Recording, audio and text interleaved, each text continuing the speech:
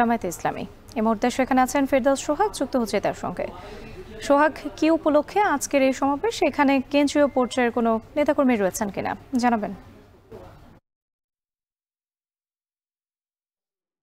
ধন্যবাদ। কেন্দ্রীয় পর্যায়ের প্রধান অতিথি এখানে রয়েছেন অ্যাডভোকেট মুয়াজ্জম হোসেন হেলাল। তিনি হচ্ছেন জামাতের সহকারী সেক্রেটারি জেনারেল। তিনি এই মুহূর্তে কথা বলছেন। আমরা একটু দেখাবার চেষ্টা করছি সুশৃঙ্খলভাবে এখানে তার কথাগুলো শুনছেন যারা এখানে রয়েছেন। যে উদ্দেশ্যে এই আয়োজন সেটি হচ্ছে আগামী 19 তারিখ জাতীয় মহাসমাবেশ বাস্তবায়নের লক্ষ্যে ইউনিট দায়িত্বশীলদের সমাবেশ অনুষ্ঠিত হচ্ছে। ঢাকায় এই সমাবেশ অনুষ্ঠিত হবার কথা রয়েছে। এই অনুষ্ঠানে প্রধান অতিথি, সেই অনুষ্ঠানেরই প্রধান অতিথি রয়েছেন বরিশালে অ্যাডভোকেট মুয়াজ্জম হোসেন হেলাল।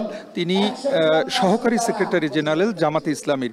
এখানে আমরা যেটা দেখেছি, যারা উপস্থিত রয়েছেন তারা কিন্তু বরিশালের সবাই কোনো না কোনো ইউনিটের সভাপতি এবং সাধারণ সম্পাদক। কি উদ্দেশ্য নিয়ে ঢাকায় মহাসমাবেশ জানতে চেয়েছিলাম। তারা যেটি বললেন, 7 দফা দাবিতে 19 জুলাই সোহরাওয়ার্দী উদ্যানে জাতীয় মহাসমাবেশ অনুষ্ঠিত হবে।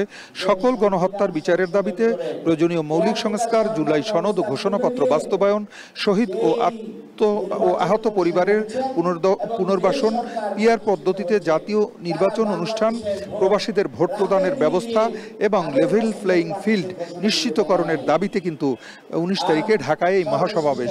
এই মহাসমাবেশকে সফল করার জন্য আজকে কিন্তু বরিশালে এই ইউনিট সমাবেশ অনুষ্ঠিত হচ্ছে। এখানে এই ইউনিট সমাবেশে আমরা যেটা দেখতে পেয়েছি, বরিশাল জেলার এবং বরিশাল মহানগরের যত ইউনিট রয়েছে সেই ইউনিটের সভাপতি এবং সাধারণ সম্পাদকরা উপস্থিত রয়েছেন।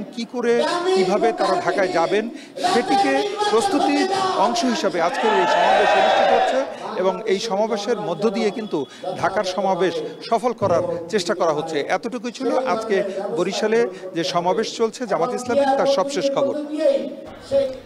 বরিশালের টাউন হল মিলনায়তনে সমাবেশ করছে মহানগর জামায়াতে ইসলামী। এ নিয়ে বিস্তারিত জানাতে যুক্ত ছিলেন ফেরদৌস সোহাগ।